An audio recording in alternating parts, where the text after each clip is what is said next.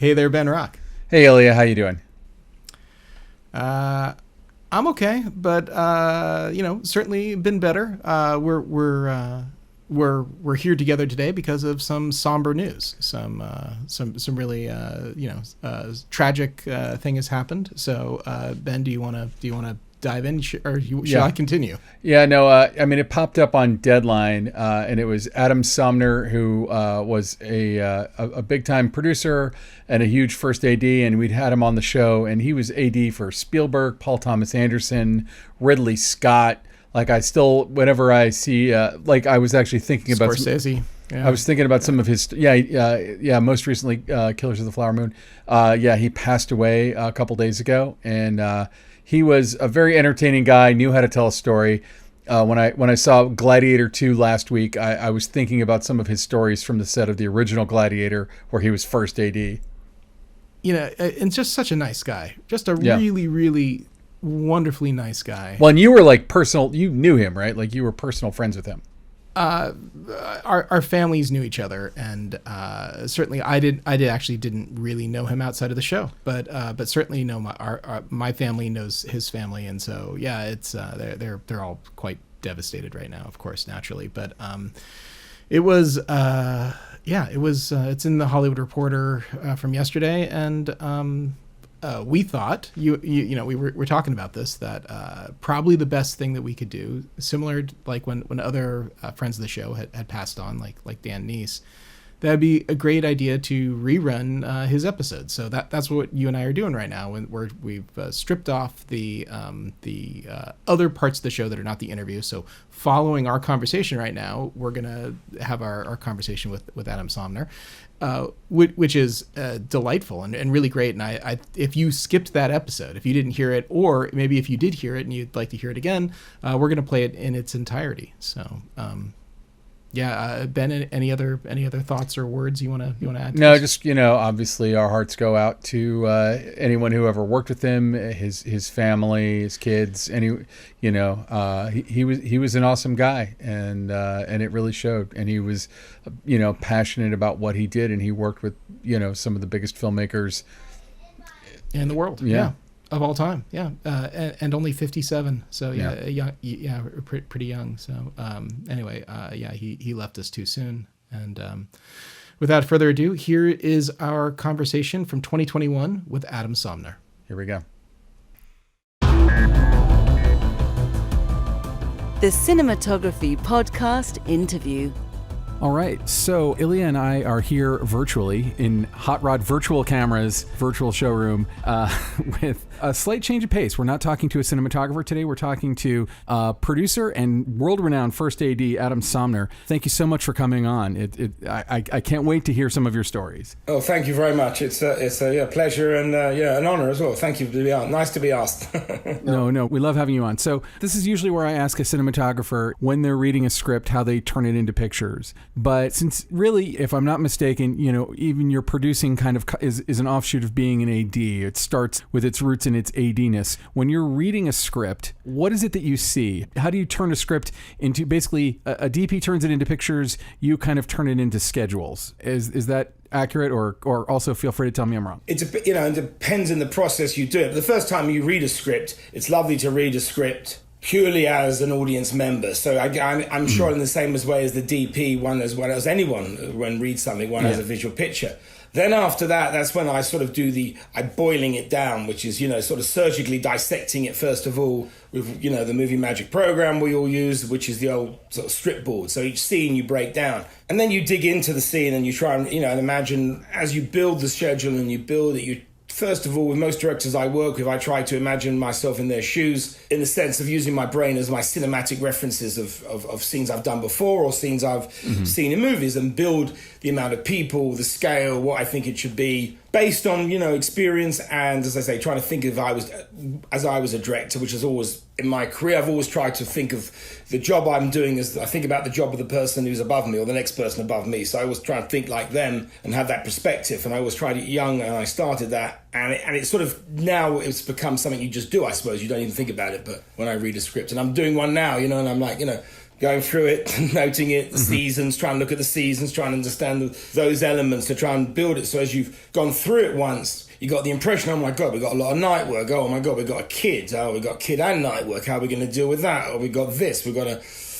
And you sort of, and get the idea of where you would use the second unit, where you wouldn't, and how much page count you can complete in a day in a dialogue scene, how much action days you need for an action scene, which is obviously unproportionate to page count. And so that's the process one does, though, and I think it's just by, enjoy. But I'm reading a script now, and I'm really enjoying it at the moment, you know what I mean? I'm actually, as I'm breaking it down, because I got so little time though, and I'm breaking it down and reading it at the same time, and as I'm doing it, I'm really enjoying it. Are you able to read a script without thinking like, oh my God, there's a baby in the scene? Oh, for sure. Every time. Yeah. Every time. Like when you watch a good movie, it's not your own movie. When you watch someone else's movie, I'm always immediately flown in, unless there's something that stands out, like the background, where I'm picky and I look at background. So I always think that first AD is one of the hardest jobs on a set, because all the pressure is on the first AD. If you don't make your day, the first AD is the person who takes the fall. The first AD is the one who has to keep checking in with the DP and trying to make you hit the schedule, but also has to remember that you're making a movie and not a schedule, which a first AD once told me. How do you work with the pressure? And I'm sure that at this point, and with the kinds of people that you're working for, the planning mitigates that to a degree. But like, how do you work with under all that pressure? Like, I don't think there's a higher pressure job on a set.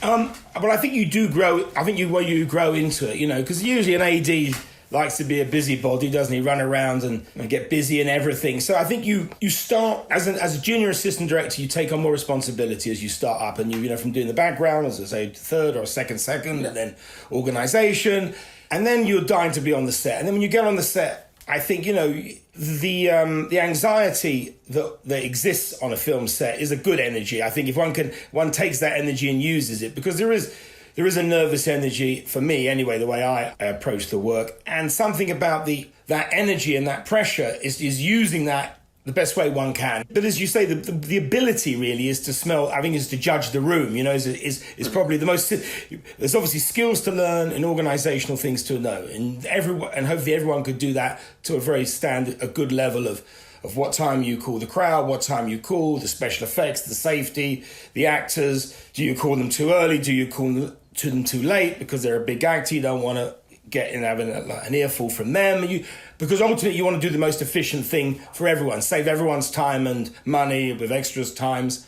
So I think all that comes together, but then it's how one reacts to that pressure. And I've always found humor to be, I've always enjoyed humor as an element for relief, and also for, uniting people and to sort of keep everyone together. And I always find that. And I think that, the more the pressure is, I think the more the energy becomes and the excitement about what you're doing. And then you feel, and that's the buzz of being, to being in something like cinema, that buzz, that's where, for an AD anyway, I think part of the process is the experience of the filmmaking is one's life in a way. Because, you come an AD, as we all know, people in the cinema, it becomes a way of living. So those highs and those periods of high anxiety, high energy become what really I think, one lives for a little bit in the industry. And I find, I personally do, you know what I mean? I miss the floor now, and I can't wait to get back on it. And, I think one has the same intrepidation. Even now I have intrepidation walking onto the set that first time, that first shot, that first voice, that first, right, where are we? And that still gives one anxiety and one energy, and that's fantastic, I think. And as long as you may maintain that, I think that's essential to doing one's job, to have that energy and that anxiety and that enjoyment for it, so it doesn't give you a heart attack or something at 56, which is what first ADs dies, and I think the average age is like some hideously low number compared to cinematographers. I don't think they hardly see their DGA pension. DPs just start hitting their stride when their hair is completely wet. Yeah, no, it's always ADs you have heart attacks on set, not cameramen, that's for sure. And it's fucking true, isn't it? As I've seen it. So, like, at what point, I mean, I completely understand, especially after talking to so many cinematographers, the allure of the camera and the allure of becoming a cinematographer. How does one fall into the orbit of the AD department? Because it's such a specific thing to want to do, but also, like, when you're on the outside of filmmaking looking in, you're completely unaware of what an AD does. You probably know what a director does. You maybe know what a DP does, or the actors, or the art director, makeup artist. But an AD is kind of is something that it's hard to see it from the outside. So, like, where did you start to fall into that? My father was in the industry. Well, he was in the industry from after the Second World War, but then in the 70s he worked for MGM, but the studio closed, and then he ran a small hotel and a cafe. And I grew up in this hotel cafe. And it was, and it wasn't, unfortunately my dad got ill, and it wasn't a successful business, and we lost that business, and then we went to a house, and we lived in Hastings, in a small town in the south coast.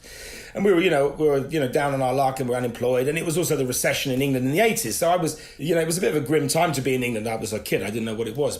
And I remember one day my dad got a call to go on a film.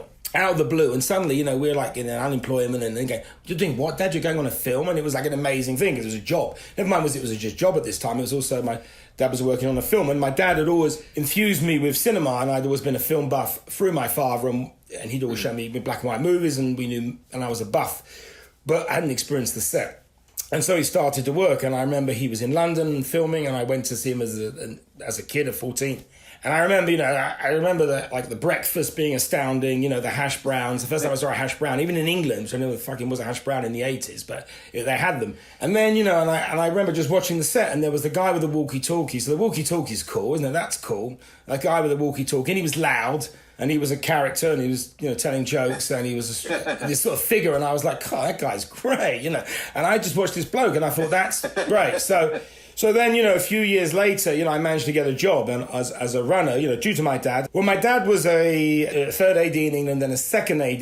Then he became a production manager. And then he was the head of production at MGM Studios, because MGM had a studio in England, in Elstree. And for the last part of his career, he was the head of production at MGM. And, so I think we did, at the end of Mr. Chips, he did Kelly's Heroes, and then Kevorkian bought MGM and they sold the lot, and my dad had a heart attack at the same time, approximately in that zone, and then, so he gave up the industry, and then we, as I say, became a hoteliers in a small guest house in Folkestone. Yeah. Well, when he went back, he was working in the AD department as well? He was a production manager. And he got me on this first film, and that's when I decided to, then it was, I saw the ADs, and I said, that's what I want to do. And I said, I'm going to fucking be the AD. I want to be an AD. So whatever I did in my office work, I used to, obviously try and impress the ADs, be wherever I could help them, make myself known as a generally good chap. And I saw that was my mission, and I started that, and then I did films, and then eventually I got it in the union in England, and then became an AD and met some great ADs, and then, sort of came here a bit. So you wanted to be an AD since you were in your teens? Since I was 17, yeah. Yeah, I wanted to be at 17, I wanted to be an AD. Yeah, that was it. That's so specific. No, it was very specific. Yeah, it always was. Yeah, it was never, I love cinema, but I never wanted to, I never felt like directing. I thought I didn't have the ability or the aptitude, but I wanted to be an AD. So life was simple in that way. As I always tell people, one of the best things that you can ever have is know exactly what you want to do, because that is one issue that you've solved already now. And I know it's not necessarily what we're here to talk about, but early in your career, you're already working on some pretty enormous movies like Who Framed Roger Rabbit and Indiana Jones and The Last Crusade. And you went on to work a lot with Steven Spielberg and are still working with Steven Spielberg. Did you have a lot of interaction with him on those films? Absolutely zero. Absolutely zero. When I was on... The closest I got when I was on Indiana Jones was on the weekend. I'd go in the office and help myself to the popcorn. They had a popcorn machine. And sometimes I'd use the toilet as well, because it was very nice and comfortable when I was in the office on my own. But purely that was the closest I got, I think. I remember once I had to pick up George Lucas, and I was around them, but the mission was also to keep your nose out of it, you know what I mean? And in those days, keep your nose out of it, kid. And so I did. But Robert Zemeckis, I had lots to do with him, and we had some fun, and he was very charming to me, yeah. Well, and Who Framed Roger Rabbit seems like just an enormous undertaking of a movie. Like it's one of those movies that you don't even think about how much it moved the technology at the time. The things they were doing were unprecedented. It was so cool. I remember I've been working on Superman 4, which is, you've never seen it. It's absolutely... And I was on that, and the Canon were very good to me, and I worked with these people, and the director was lovely, but it's not a piece of cinema. And then I got the call to the big leagues to go up, down below to work for Roger Rabbit, or upstairs it was, yeah.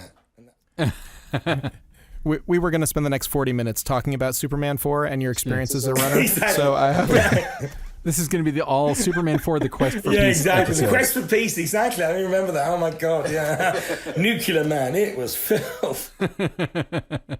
Tell me about how you were able to make the move to become a first AD and how you ended up working on some of these just enormous movies. Well, very specifically, in my early career as a second AD, I met Terry Needham, who was one of the biggest influences on me, who was, first AD. And we all worked together with Ridley Scott the first time on Columbus, 1492. And it was just great. And it was just one of those relationships that I was in with these people. And then they were very kind to take me to America on White Squall. And I was the second AD then, and then we did G.I. Jane, we bounced around, and then we did Gladiator, and then, which was fantastic with Ridley. And then there was talk about Terry being a producer and me moving up to first AD, and that was kind of agreed. It was like, because it was like a loyalty that I'd been with these people, and they all decided amongst us, this is what we'll do. We were going to do a picture, and then that went away, and then something else happened, and then, Ridley gave me the job to do the second unit on Black Hawk Down, and that was my sort of, one of my first jobs as first AD. It was through Ridley and Terry Really's support and trust to give me that job.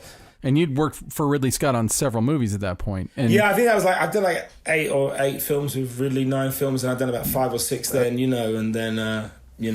Let me jump in here for just one second. Do it. I have always felt that ADs, particularly when like production assistants, when runners are first starting to kind of move into it, there's a environment of hazing.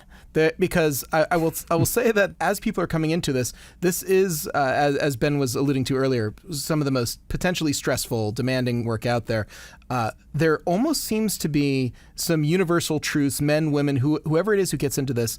My feeling is that the first AD is one of the most charismatic people you will ever meet. Incredibly, just the level of charisma is massive in that department, and no one is soft-spoken. Can you tell me if you've had the same experience, that there's sort of like, we're bringing people into this fold. Are they going to fit in? Are they charismatic? And are they not soft spoken? I think those are the things that like make up an AD. Every AD I've ever worked with. That is obviously probably the highest qualifications. Probably, those when those are reached the max, maybe that's what leads on to being a good, to doing it. I mean, there's room for a lot of people though, because you can't have all these. You can't have too many loud. These people, you need there's a curve. So there's room for everyone, I think, behind those people as well.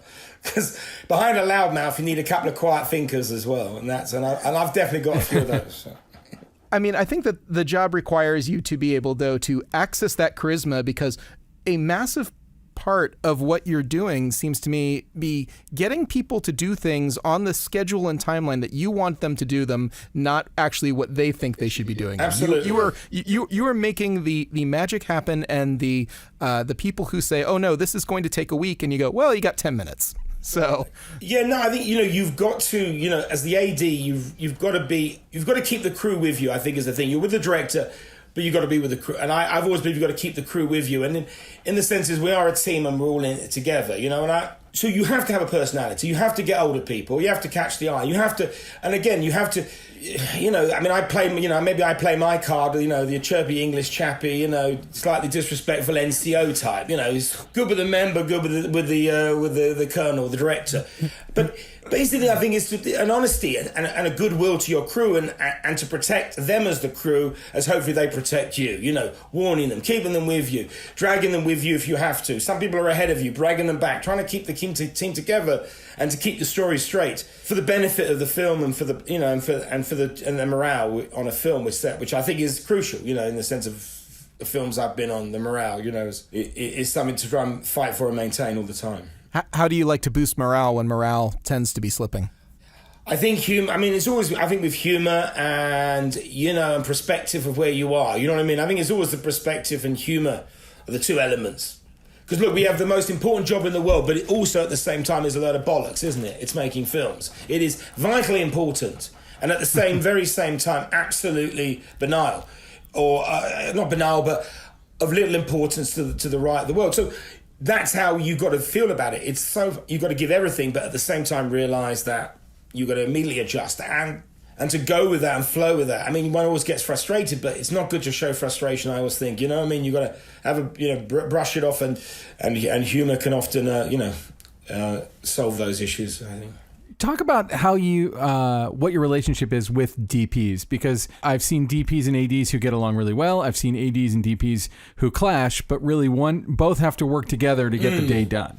Yeah, I mean, I think on the rule I've had great relationships always, and well, I've made sure I have. To not have a relationship with a DP as an AD seems like you've already shot yourself in the foot. So, and we've all got egos, and we all but ultimately the most important thing is the film and what is on the camera. And so I think I've always I need the DP to be my friend and to work with me, and I want to work with him, and I want to make the experience the best for both of us. And so we've all, and specifically obviously with scheduling, you're trying to work on the sunsets, the things, the time of day. You need a buddy, you need a pal, and that's your. I think for me, it's got to be your pal during the whole of your mate during the shooting, with the not against the direction anyway, but just to give the director's best thing. You're together, so you've got his back in the sense of together. There's nothing going to slip between your own issues or wishes that they could possibly defer from the actual making of the film.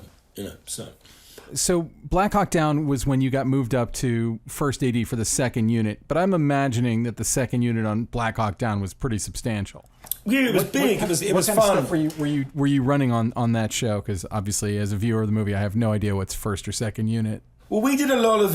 We did a lot of cleaning up work, but we did a lot of the helicopter sequences with the Black Hawks. And it was such a huge film. Often we would be thrown in with Ridley's unit. We'd have cameras everywhere doing the raid on Mogadishu. And then we would go off and do a lot of stuff in Black Hawks, a lot of the dialogue scenes in helicopters, a lot of the plate work in helicopters, a lot of the helicopter stuff going down, and a lot of convoy work on it. So we had a lot of moving parts, and it was huge. Yeah, it was a huge sort of production because it had all these extras in Morocco. When we had a lot of it was bonkers because it was set in Somalia, which is more set in on the Ivory Coast, and so but we had a lot of people who were African guys had been traveling, and families had been traveling through north to go to Morocco to then get the next passport to Spain and to get a boat. And to be, before the refugees started flowing in from with the Middle East issues, there was a huge amount of refugees coming through Morocco to Spain from Africa. And so these guys suddenly they were coming to Morocco, and we were there, so they were our extras. So we had to organise all these guys, and they were fabulous to work with us. And then we had all the US Army on the other hand, because this is before 9/11. So we had these 300, 400 US servicemen filming a war film in an Arab country, which obviously now sounds like bonkers, but then it was what we were doing. So there was a lot of organisation, a lot of moving parts, and it was Morocco, and it was in Rabat, which is a madhouse, which is a fabulous country. But when we were shooting in the urban areas, and it's an adventure, it's great. So it was a lot. But I was so familiar with the team of who I was working with. It was very much second nature for what I'd been doing, and had done with Ridley and Terry and Alexander Witt, who was cameraman and directing the second unit. So it was fabulous. It was great. It was exciting, and working with the military was great. And it was a really, I say, top-notch experience. How did ADs end up being in charge of background action? Because ADs are so amazing at it, but it's like such an offshoot of all the other things ADs do. Well, I actually don't know. I don't know, but I guess the director was just busy. He couldn't get there. I can't go and tell those lot to fucking do the same thing quickly. Go on. It's probably started like that. I've got these two I'm talking to. I'm talking to Clark Gable, and I'm talking to Errol Flynn and David Niven. Go and tell that fucking lot to charge. I don't know. It must have been something like that. You know what I mean? It must have been that version. It's like sometimes you look at and I'm thinking about a lot of the work. I mean, honestly, a lot of the movies that you've done, like The Post. That movie is like every scene feels so thoroughly choreographed, foreground, background, every ground, and it feels like it's of one mind. And obviously, Steven Spielberg, arguably like one of the best directors who ever lived, is directing the cast, and then this other stuff has to happen and feel like it's in the same movie. It's not something you could just throw to anybody to do. And I've always wondered how ADs ended up doing that. But can you tell me? I hadn't really written that down as a question, but what are some of of the tricks and tips and stuff you could give somebody if they are blocking background for the first time? Well, as a first AD, you want to have a good man with you, which is that you need a pair of legs with you that's good. So that even as the first AD, you need help. But I mean, I think everyone has a slightly different way. I mean, with Steven, it's everything is on the go. It's like, he shoots very quickly. So the main thing is you don't get much time. So I think the one thing I always suggest is have your plan ready. And when you look at sequences in a movie, there's stuff that I think you go, funny, I need to rehearse this because I don't want to be working this out on the fucking hour in the morning. Not only because I don't want to look like an idiot, I don't want to delay the film. You can't wait for... No one, the directors, and Stephen won't wait for any of my stuff. He'll fucking move straight through. He could not give a fuck, you know what I mean? Unless he sees it. But usually he just will plow straight through. So I've got to get it right, and I'm not going to get many chances. So I think that, as any AD, there's certain things in battle scenes which are obvious and certain little bits of details one wants to rehearse. If you read it and you go, you should rehearse these things, meet these people. That strange area between having an actor, but you haven't got an actor, you got an extra. And one level down to a procedure that you want to look as professional as you can and that time is money. So when you get the call to go work with Steven Spielberg, who, again, to me, it just looms large over the entire film business. Yes, he does. And has for 40 years. I mean, obviously you already knew Kathleen Kennedy. What is it like to go work and sort of be the right arm of, the auteur of our time? Well, it's obviously a hell of a call to get, and but this is all twined with some regret I have as well, and relationships because I was doing Kingdom of Heaven, and I got called to do this film. First of all, Munich with Stephen, and it was like, oh my god, and the subject was amazing for me, and I said, I've got to do this movie. I've got to do this movie. This is. I've got to do this film, and Munich went away, and then so I had nothing, and then suddenly out of the blue, the phone rang, and Stephen said, right. Or not even Stephen, he said, right, you got to fly to America, we're making War of the Worlds, we're starting shooting in 8 weeks. And then I flew back to the States again, and I worked with Steven Spielberg, and and I remember being fucking terrified, for the first bit, obviously trying to look calm and collective up front, but underneath, like, fuck me, in the beginning, I didn't have that relationship with him because, I was a new bloke, but it was, and he'd had Sergio before him, and then before that, David Tomlin, who I knew. So he was warm and he was pleasant, and, but it was that first bit of shooting. I remember building up for that first sequence. In fact, I remember as a DOP story, I remember we were right before shooting. I mean, this is what, with Stephen, it was a bit lively for me then. I remember we were scouting the Newark location at the beginning of the movie where the ground cracks open. And that was our first week of filming, in Newark, in the Ironbound. And, I was like, proper, here we go. Okay, right, I've got this now. Okay. And that was, never mind, I've been with Ridley with thousands of extras. This was like different. This was like a different league, Yeah. It was all those loud American grip types and sparks and people, and I'm like, oh my god, all this, machines. And so anyway, I was getting into it now, and I remember we were scouting, and Stephen and Janusz and I were there, standing there, and Stephen says, where does the sun go down? Like that. And I'm like, he's not talking to me, obviously. He's talking to Janusz. I don't fucking know about the sun going down. So I'm looking over there.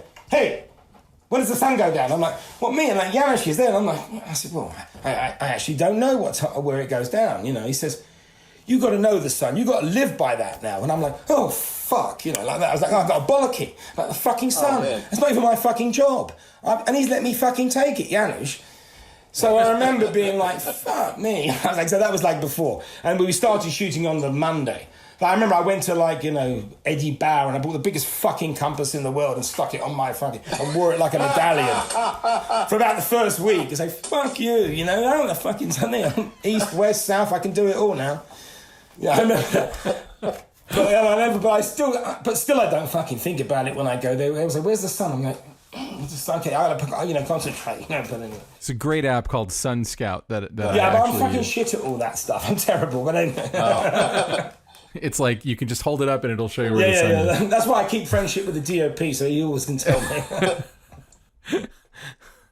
And you just kind of breezed over it really quickly, but it was something I definitely wanted to talk to you about because you've worked for both Scotts, Ridley and Tony, the amazing late Tony Scott. And I feel like both of them, in their own totally separate ways, are, just world-class filmmakers who make different kinds of films. What was it like kind of being in the cauldron of both of the Scotts? So they're both extremely different. Tony and Ridley, extremely close as they're brothers, but, different characters. Ridley's more sort of, Ridley's got a great sense of humour, but he's drier and he's quieter and he's sort of, he's more to himself. Where Tony was like the showman. He would, Tony walked on the set, everyone saw Tony, he had humour, he was vivacious, he was funny, he was cheeky. I mean, his sensibilities would probably be slightly out of the present days with his humour and stuff, would be edgy now, but never in any way he was always fabulous and generous to everyone, and crews loved him, and he was an amazing man to be around and to work with. Yeah, fantastic chap. Yeah, fantastic. Yeah, you worked on Unstoppable with Tony, and I also noticed on your IMDb that looks like it was your first producer credit as well too. You're credited as a co-producer. Can you talk a little bit about moving into producer britches, trying on a different hat there? To be perfectly honest, I mean, look, I'm a first AD, and then I think it became very nice when you become maybe a good first AD, or people at the end of the movie, they judged me as being, I guess, an active part of the production. They said, look, here's a credit. We're going to gave you this credit. And I was like, wow, fucking fantastic. That's great. And then, it was never something I was going to ask for. And then Stephen gave it to me, I think, because I wanted to go and do another movie. I think he said, well, I'll give him producer credit, that'll keep him. And it did. So, he gave me producer credit. As a producer, do you take any kind of role in developing material? Does somebody ever give you a book or something and say I get plenty of people trying to give me books, and I'm fucking busy enough trying to do what I'm. I've got a couple of people trying to help, but to be honest, I haven't done that bit yet, and I'm very wary of, because I could just see me saying, "Oh, I got this wonderful script, Stephen. Here, look. So would you like to read?" I just can't make that move. You know what I mean? I mean, obviously, I've recommended some things to people to send them to offices and stuff like that. But I still haven't read something that's made me go, I've got to take this and run with it. You know what I mean? But I've not been looking. So, You brought up Paul Thomas Anderson. You've done a lot of work with PT. Yes. So how does his style or your relationship and style differ from the Scotts?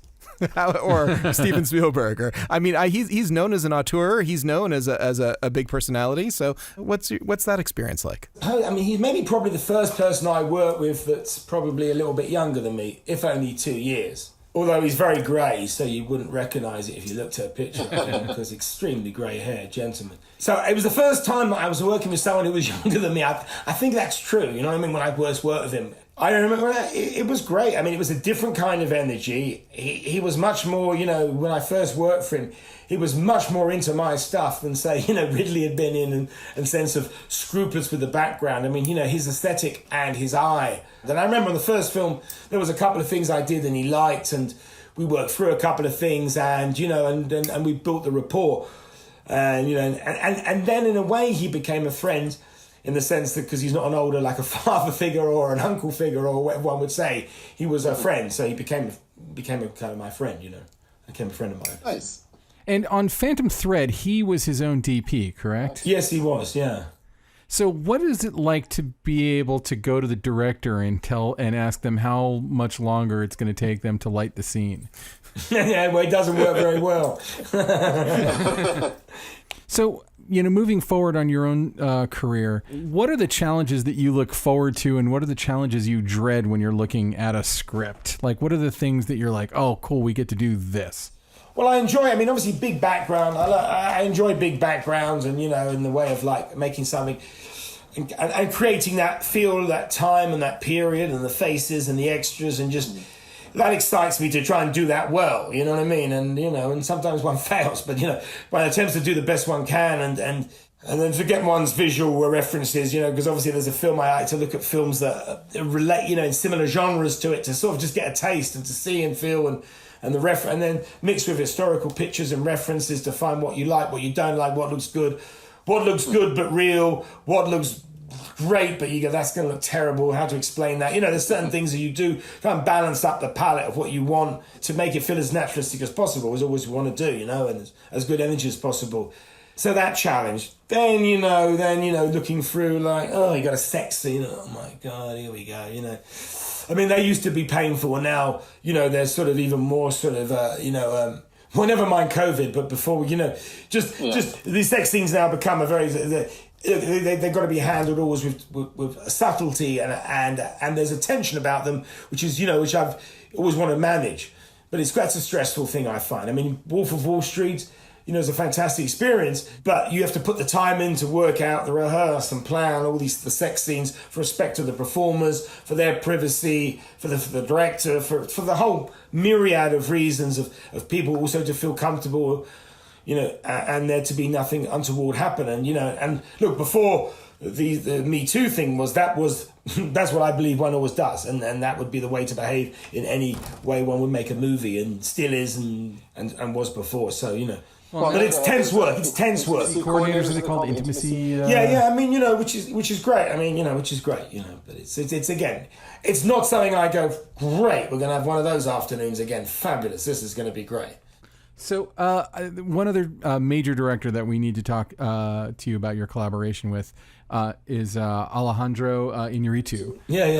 Whose work is just so unique and so specific. And the movies you worked with him on were Birdman and The Revenant. Well, Revenant partly, yeah, because, I mean, the first time I met him was, and I worked on part of Birdman, was the end of Birdman. There was some stuff to shoot, and I got called in and I met him, and, you know, and I liked him, you know, he's a character, you know, he's you know, he's great, but I liked him. And then I was asked to do The Revenant, and this is, you know, in one's career, the conflicts of loyalties are always hard, because I remember reading The Revenant, and that was a script I went, this is great, and I remember scheduling it. But at the time, I'd already committed to a film with Steven, which went ahead, which I didn't know was going to happen. So I did some early schedules and worked with Alejandro and Chivo, but I couldn't do the movie. Oh. And so I was gutted, because it was one of those, and I've had several of these, but, you know, which is only... Cut a long story short, I did too. You know, I do my movie, I finished that, and then they had issues on the end of the movie, and then there was additional filming to do. So, but it was quite extensive. It was going to film in LA, we were going to go to Montana, we were going to go to Argentina to shoot the old end sequence. And so I got a call to do that. And obviously I just finished a movie. I was in England. I said, okay, I'm definitely not going to miss out on at least finishing this film, because I was so loved the script, and, you know, and so I did it, and I was able then to work on it for a few months. I remember when they were making that movie, and it was kind of news about it, because you were basically chasing snowy weather around the world, like places that were supposed to be snowy. Yeah. And that was where we went for the end, because the snow went. So they were looking at the southern hemisphere and the northern hemisphere, and it went around in circles, and then they chose Argentina, and we went down there, and it was great. And it was, as I say, it was it was a great experience, you know. Again, and also, weren't you only basically you were shooting during golden hour mostly, right? Yes, day? there was a lot of rehearsal to get it right, to get everything shot in the specific light, and we had the same thing, and we had the same experience. There was a couple of times where the cloud came in, and we had the perfect low light, which was what Chivo and Alejandro wanted. Mm-hmm. So we were able to start earlier. And then we had to try and get, you know, Tom Hardy out of the hotel and down from up there, but down to the riverbed and quicker, and it was all good. But it was, it was a very specific way they worked. Well, and that movie is like all oneers. I mean, like, amazing. No, amazing. It's amazing. Amazing achievement, amazing movie. So, like, how did that impact your work as AD? I'm assuming that in the script, I've never read the script. I don't know if in the script it said that everything was going to be done in oneers, or if you knew that ahead of time. No, that was the intention at the early part of the film, and then as the film, you know, again, Scott Robertson did it, and I didn't do it, but I know that was the intention, and as it went on, it came more so. And then, you know, the plan of rehearsing a sequence, getting it to think, because that's how Alejandro had shot Birdman, and that's what they did on Birdman as well. You know, looking for the blends and the cuts to, you know, to make the sequence cut together that way. Can you tell us a little bit about a Martin Scorsese production, especially one that the scale and scope of like The Wolf of Wall Street?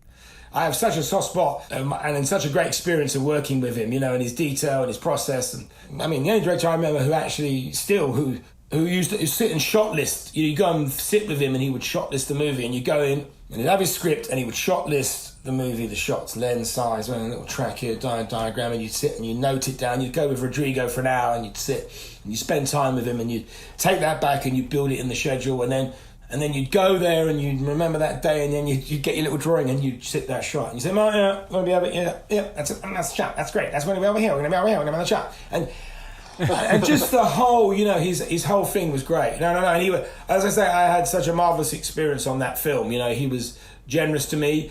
Fantastic experience. A great filmmaker and a great chap. So. I'm thinking, I'm like in my mind kind of replaying all the background action in Wolf of Wall Street, because there's just an insane amount. It's all like the boiler room decadent stuff. amount of it. Yeah. Well, we did, that's where I did rehearse the extras. And having seen his movies and the exceptional work on his movies of background in Goodfellas and Casino, exceptional work, and that's the work he won, as an AD I look at and marvel at those kind of movies. So you want it to be good. So I remember rehearsing it and trying to get the tone right. And I remember rehearsing with Marty. I gave him okay, let's rehearse 3 versions of the crash reaction. So we do the over the top one, the one that could take it down. So we try and scale every reaction so that when we came to shoot, I could get there quickly for him, because obviously I wanted it to go well. And that was the start of the relationship with him that was great. And then all the sexual scenes that we were like, and this was before sexual coordinators came in the sense of this new period. Obviously, I don't, dread making this film in the day and age now, but, I said, well, obviously we've got to be, how are we going to do this? So we cast people, first of all, to be in these scenes who are okay with nudity and were okay with the additional payment that would bring. And then I found this choreographer. I looked for, who can we get? And we found someone in Georgia knew a choreographer she recommended, and he came in, a guy called Michael, who was fabulous.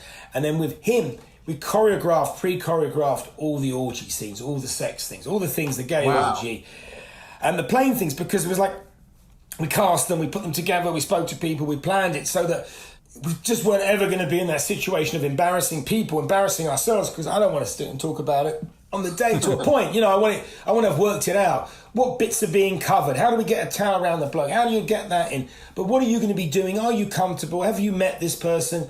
And so we rehearsed all that. And that was the experience with Marty I had, because we would rehearse things, I'd video things, I'd send them to him, I'd show them to him, he'd say, like it. The thing, we did a great sequence at Stratton too, where we had this party, and I never had this great. And we had this idea of the strippers, and he was talking, and one of my creative things, I said, what about like in those warm, in those medieval films? I like in Gladiator, Ridley, like really did. Like when the armies clash, why don't we have the hookers just clashing? And then he said, great, and we did it, and again, I just had such enjoyment with him through the process, and then with the ballroom, in the sort of the bullpen stuff of all these extras that we took, who all worked with us for a long period of time. So it was those situations, and similar to the post, when you do sequences as an AD, which is a thing for you often do sequences with extras that get continuing runs, and in that is obviously always gets a fantastic value of knowing the extras and it all becoming part of the film. In war films, when you have the soldiers, you do the same thing, and that's been the case. In Lincoln, with all the senators and all the people in the House, in the Post, with the news people, and then in Wolf of Wall Street, with all the brokers. So they were with us for weeks and weeks, and then we got such a shorthand together that for me as an AD, directing them was a pleasure, because they worked with you. They knew the nuances of it and how we were to try and, because obviously we wanted to make it wild, but we wanted to make everything real. And it was that thing, make it wild and make it over the top. But remember, you're not fucking around. This is what you're doing. So that element became wonderful in that film. And again, as I say, I'm one of the films I'm most proud of the background, particularly. I think we did in there. There's not too many dodgy bits in it, I think, so it's good. Okay, cool. Well, let's go ahead and wrap it up. I always ask DPs if there's a place where people can see their work online, but I really feel like in your case, go see any movie made by a major director in the last 20 years. Just turn on Netflix. Yeah, I get a show reel. Yeah. Well, and I also saw that you did have like some Q&As with the DGA that I saw online. I think it was with the DGA. Oh, yeah, that was very nice. Yeah. The BFI thing, they actually played some clips. Yeah, that was it. I think that's as far. I think this is my end now. I think I've got to go off the air for a bit now because I may overexpose myself and be that bloke. Well, I'm glad that we were your last interview for a while. This is my retirement from the screen. Yeah. Well, thank you so much for your time, and these stories are fascinating. I really appreciate it. No, thanks very much indeed. Cheers.